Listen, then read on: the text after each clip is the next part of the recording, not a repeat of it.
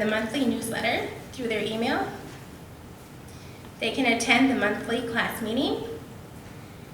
They should continue to check their email frequently, as I often send stuff that would be important to them, such as graduation requirements, scholarships, that kind of stuff. They can always contact the school with any questions or concerns, and they should meet with me to go over their graduation requirements at least once a year to make sure they're still on track to graduate. This is my contact information if you would like to set up a meeting or if you have questions or concerns.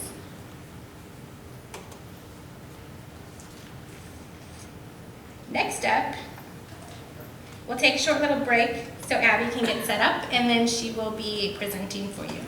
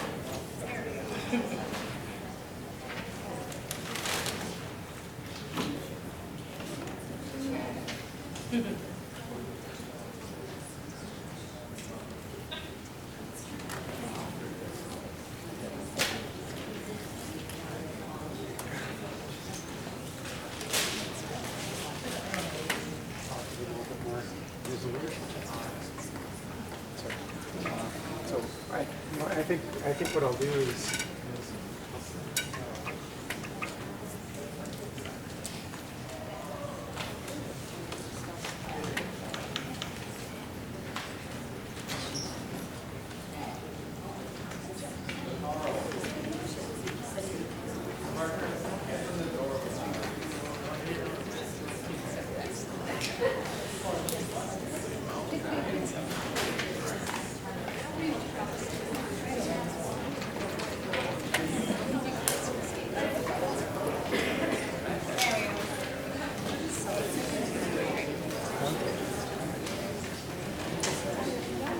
yes.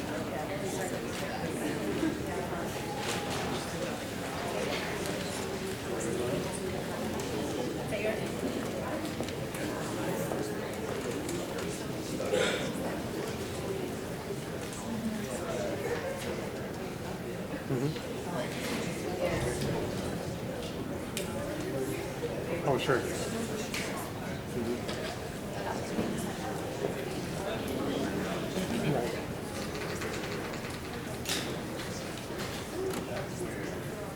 All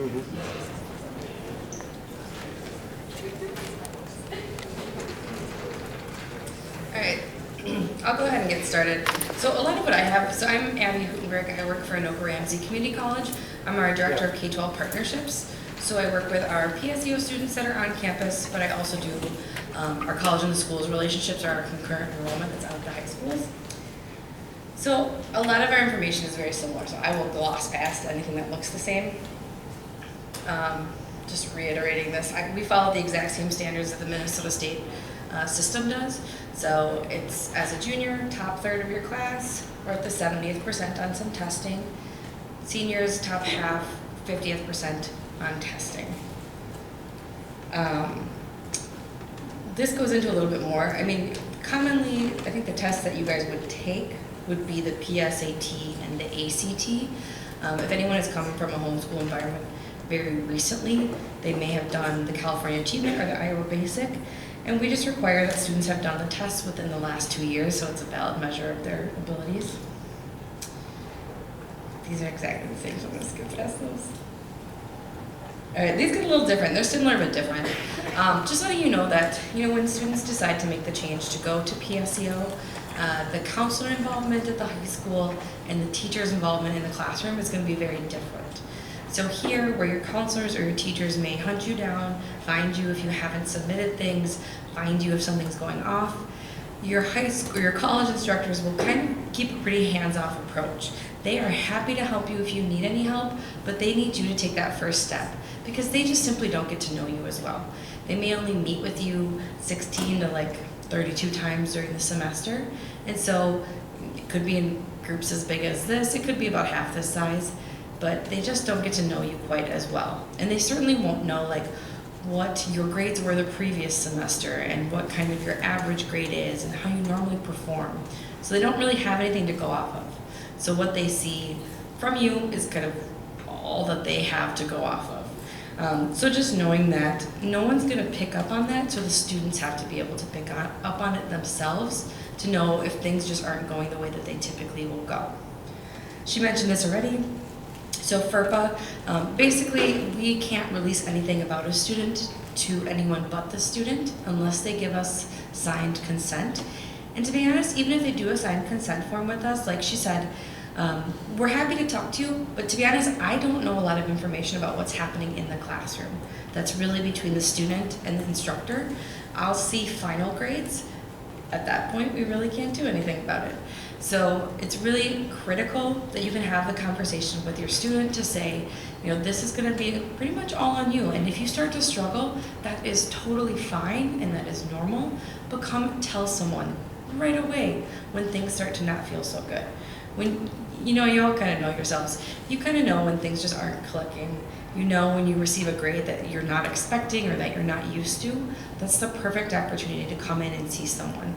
And I'll talk about other places you can go. And you're always welcome to come back to your high school counselors too, and they can refer you to somebody on the college campus if need be. But just knowing that it's going to take a lot of student initiative.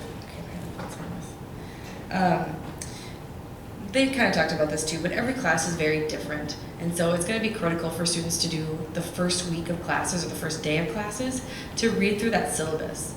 She mentioned dropping or withdrawing classes if students don't want to pursue them. So with the college, students have the first 5 days of the semester, and I don't mean like the first 5 times you meet, the first physically 5 days.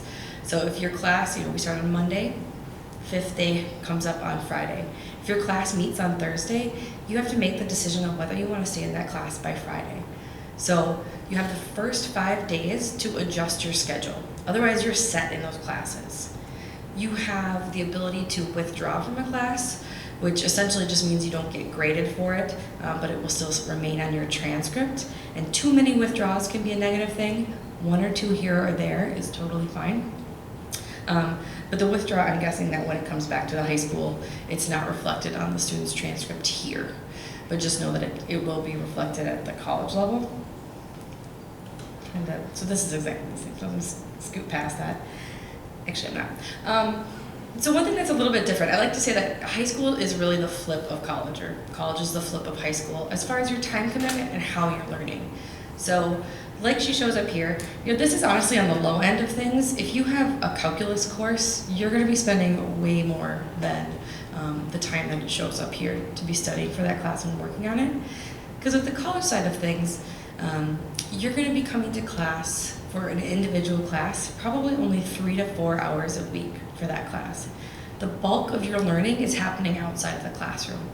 So versus high school where they kind of teach everything to you in the classroom and then you go home and apply it on your homework, it's more like with the college setting, you're assigned readings, you're assigned research to do in advance of a class, so that you're doing a bulk of the learning before you step into the classroom, so that if you don't come to class prepared that day, you're not going to have any idea what's going on. And when you're in class then, you're going to apply that learning a little deeper, ask clarifying questions from your instructor, do projects that are going to intensify that learning. But honestly, the bulk of what you're learning is on your own. And so that's why it's really critical. It's a little deceiving when we say homework is what you're going to be spending that time on. It's just work outside of the classroom. And to be honest, a lot of it's reading, things like that. Also, if you're taking an English course, you know, when you're in high school, sometimes, this is not true of every class certainly, but oftentimes you have a pretty clear picture of what the assignment is and how you're going to write that paper. When you're getting to the college level, they're going to require a little bit deeper thought of you. So it's not simply going to be like, okay, this is what I have to write about. you're gonna have to kind of think about, okay, what do I wanna write about? What themes did I see come through? So it's not just simply how much time you're sitting in front of your computer typing.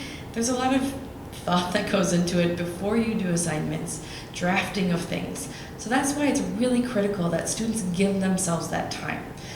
I did it to myself my freshman year of college. I'm from Wisconsin, we don't have PSEO.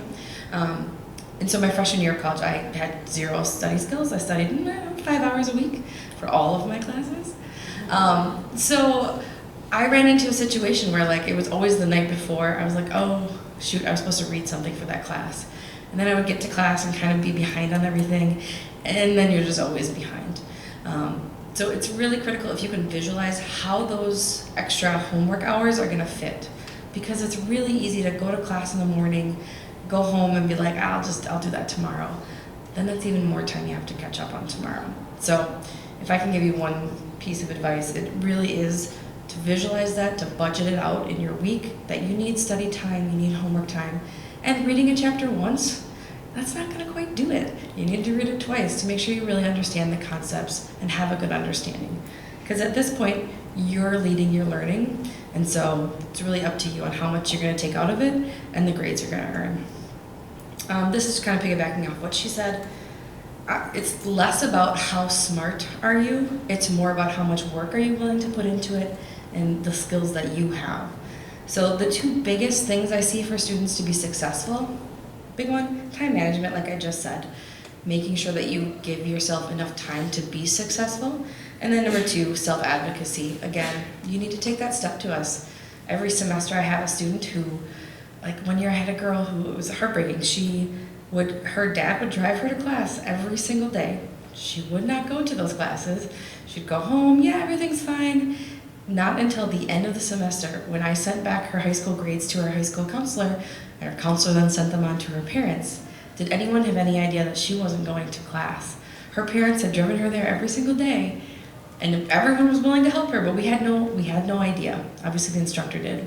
And they were alerting us, and we were sending alerts to the student, but the counselors weren't involved, the teachers weren't involved, the parents weren't involved, and it was the student's ability to just ask for help, and we would have been on there right away. So lots of things to help people with, and I'll touch on that in a sec. High school versus college transcript. I just like to give students a heads up. It can sometimes be difficult to keep a really high GPA at the high school because depending on the classes they're taking at the college, they can be quite rigorous, and it can be a lot harder to earn an A in that class than it may have been to take a non-college or non-CIS or AP course, non-AP course at the high school. So just knowing that your GPA may take a little bit of a hit. Generally, when students apply to Nook Ramsey, we see about a dip of about 0.5 in their GPA. So just know that it will dip a little bit. And then the other thing is that the college GPA college transcript stays with you forever. Sometimes students think that this is like test college. It's absolutely not. You're just getting early access to college courses. Those college classes are gonna stay with you forever. I still attach my college transcript anytime that I apply for a job or look at other graduate schools or things like that. So just know that those grades will stick with you. So we wanna make sure that you do really well in them. This is just a note, because sometimes students will come to us like a week before they're gonna be gone for a week and a half and think that that's just gonna be approved, no problem. The college atmosphere, you're not meeting all that often, and so it's really important to be there for those classes that you're scheduled for. So if you're not gonna be able to be there for a long time, a planned absence, you need to work that out with your instructor right away. Some will be perfectly fine with it, they'll let you do work in advance, some won't. We have very different snow days for sure, we really don't have any. But certainly like spring break, we rarely match up with the high schools in the area. So if your family's going on this big beautiful trip to Florida for spring break, you need to determine if you can miss those college courses or if you're gonna miss the vacation. And so those are important things that you wanna talk about right away, because I've seen students every year forget to tell anyone and then they just think that it would have been an excused absence. And it won't. This is similar to what she said. I'll just reiterate that Nook Ramsey has absolutely no idea what the high school graduation requirements are. They're different for every high school, and every high school accepts slightly different classes. So it's really important that every semester you're having a conversation with your high school counselor, you're referring to that, like that transfer guide sheet to show what courses at AR will transfer back, and make sure that you're on top of what high school classes you need in order to graduate. Because we certainly don't want a scenario where you're taking all these beautiful college courses and you don't graduate from high school. That's a nightmare scenario for us. Okay, now more to the nitty-gritty of how you actually go through this process. And I have these guys in the back. In the middle of these, you'll see some information that replicates what's on the screen. But essentially, students will just apply online, and then they need to submit paperwork in order to be evaluated before we would accept a student.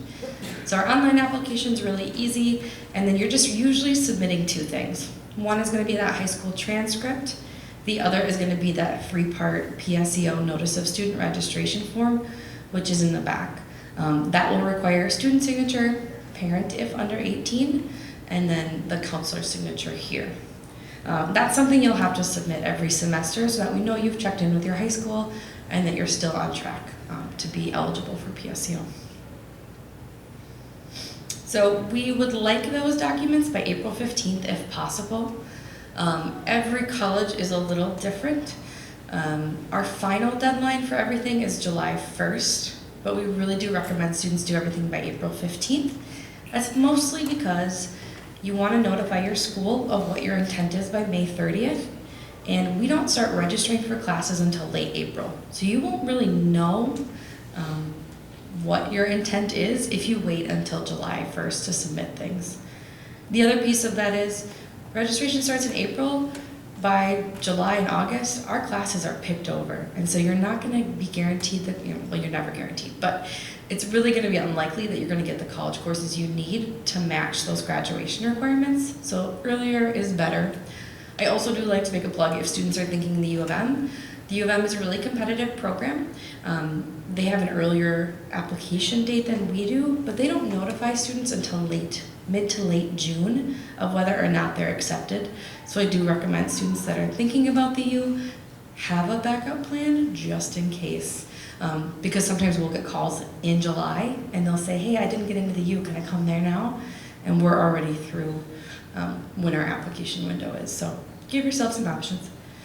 If you start mid-year, we will accept applications until December 1st. Kind of the same thing for STEP. Try and do the same thing all year. We can always work around things if not. It is nice because your schedules align fairly well with us. So we end our fall semester the second week in December, and then we start our spring classes about the second week in January. So as long as that can match up okay with here at the high school, you can do it mid-semester, but it's easier if you can do the same thing throughout the entire year. All right, then this is a little bit, and this is going to be similar for most of the community colleges in the area too. U of M will have a similar option. Once students are accepted, we do need to have them take our placement test, or if they've taken the ACT, we can use those scores as a substitute. So we do the AccuPlacer test. I really recommend that if students are going to do this, that they look up the prep material in advance, because the English is usually fine, but the math test that we do, it's not my favorite, but the math test we do will use a lot of older concepts from students that they may not have had since maybe 9th or 10th grade. And so it's really critical for students to review that. Otherwise, it's going to place them in developmental courses, which aren't covered by PSEO, and then they need to come back to the high school to do their math. So just to note. And then once a student does their application, they've been accepted, they take our placement test, their final thing they need to do with us is to do an orientation session. So at that, it's required for any PSEO student, so you cannot pick out classes and register until you come to this. We'll start offering these in April, but it's a great time for you to come in. Ideally, you've already talked to your counselor, have a really clear picture on those grad requirements, and then you'll sit down with an academic advisor who can help you kind of look through what your grad requirements are and the information you got from the high school, and try and match it with whatever your goals are academically for your college career and beyond. So that ideally, if you're thinking mechanical engineering at the University of Minnesota, we can try and match, the math class you might need for PACT to what works at Anoka Ramsey and also works for the U of M. So we're trying to get you the whole connection. If you don't know where you want to go and what you want to do, we'll make our best guess. Same slide you saw earlier, so I'm going to just get past that.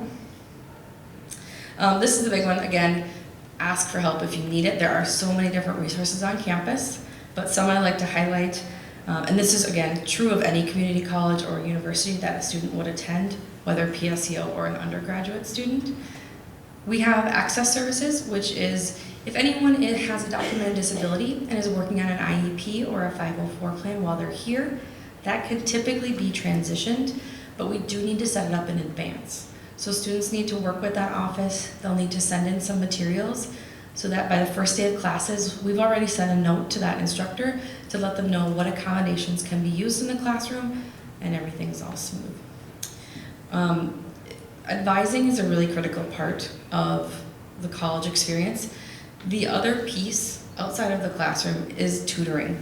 So we have an academic support center, and so we have free tutors, both peer, so fellow students, and PSEO students can be paid tutors for us. But there's also professional tutors, so people who already have a degree in that field. And it's so critical. It's the students, our best students, who are in that tutoring center all the time. It's our students that are swinging D's and F's that wouldn't touch it with a 10-foot pole. So make sure that you have stopped in there at least once or twice. It's not scary. You walk in, you go to the table with the people that have like the math, you know, if you're going in for math, which I always think is the hardest. But if you're going in for math questions, you just head to their table, sit down, kind of explain where you are in the class, ask a couple questions, get whatever you need. It's not going to be this intensive hour-long tutoring session. And again, it's really not, it shouldn't be viewed as a negative. Again, you're only seeing your instructor once or twice a week. You're going to have assignments in between there. And if you don't understand what's happening in your text because it's new material for you, that's completely normal. It's really easy to pop in and get some clarification on that. Sometimes also we have students that just don't click with their math instructors. They just teach it in a way that doesn't work for them. So going to our tutoring center and getting different views on how they can do different calculations can be really helpful. We have them in other things other than math.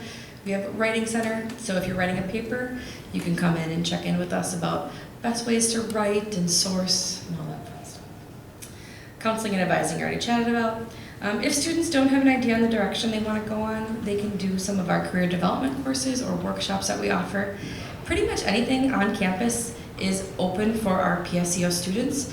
Really the only services they wouldn't be utilizing are financial aid at the moment, but certainly if they're a senior, they're starting to apply to their four-year schools and they're uncertain about that, they can use any of those resources.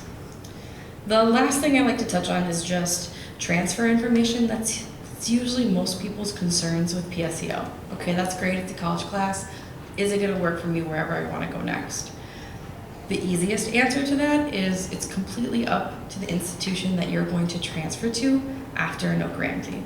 For the most part, any schools in the state, we have a pretty good handle on how things transfer, and they usually transfer just fine. And that's true for border schools as well. If you're looking at like California or Florida, we don't have students that transfer there that often, so you may need to do a little bit more research. But schools are usually very open with, yes, this type of class will transfer, no, this one won't. We try and make it easier in the state of Minnesota by doing something called, it's a mouthful, but the Minnesota Transfer Curriculum. It's an agreed upon set of courses between all the Minnesota state schools, so all the community tech colleges and the four-year state schools. So St. Cloud, Mankato, Moorhead, Winona, Metropolitan, Southwest, Bemidji, I think I forgot one. And then all the U of M schools, I'm gonna put a big asterisk next to that. If you're going to the U of M and you're looking at a really competitive math or science-based type of degree, doing this really general curriculum is not always in a student's best interest, because if they do all of their, I don't like to call them easy classes, but their general courses early, and then they transfer to the U for something scary like engineering, their entire schedule at the University of Minnesota is going to be like math class, engineering, chemistry. There's going to be no room for electives once they get there. So if a student is looking at something really competitive, spread that out.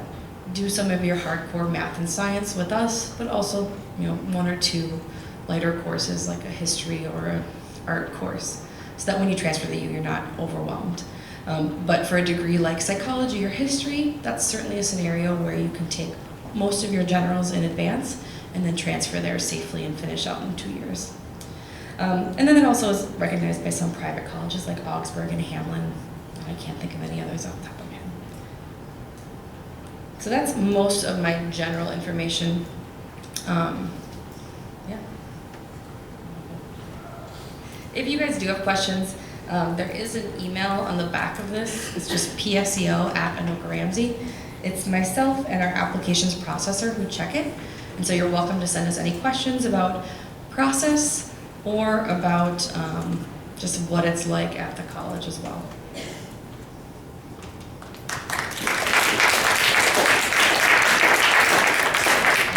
Okay, so we'll open it up for any general questions. Otherwise, we'll all be here for a little bit after if you have anything specific that you'd like to ask us. So, do we have any questions for any of us?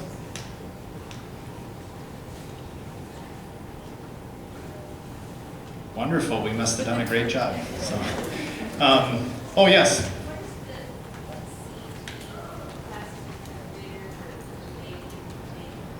Okay, so she asked what's the career and technical ed, the CTE classes? They're career-oriented classes. So let's say there was a class that was welding 101 that was for career. You take that class. You can take your English, your math. Yeah, with Anoka-Ramsey, those are our business, our health courses, our like intro to computer networking, our intro to engineering, and our intro to biomedical. They're nothing that would be part of that like transfer curriculum or anything that you would consider generals. I only have like 5 students that do it a year, so it's not very fun. Because there have to be on-campus classes, so sophomore students typically aren't quite 16 yet. It's just difficult.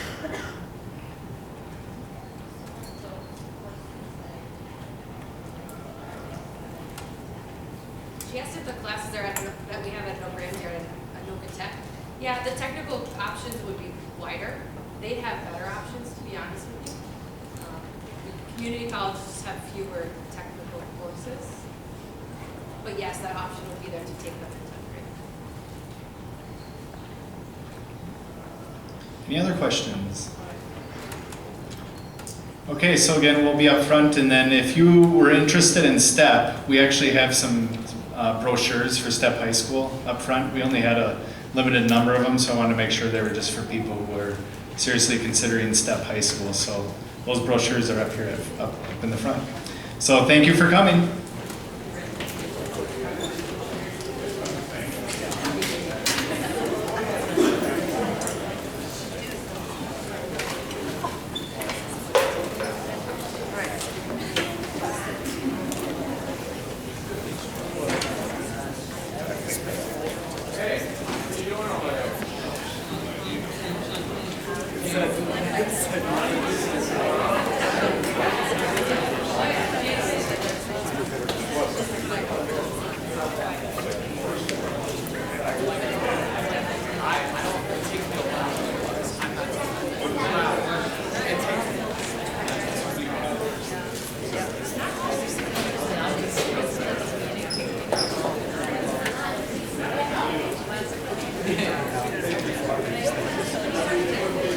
And just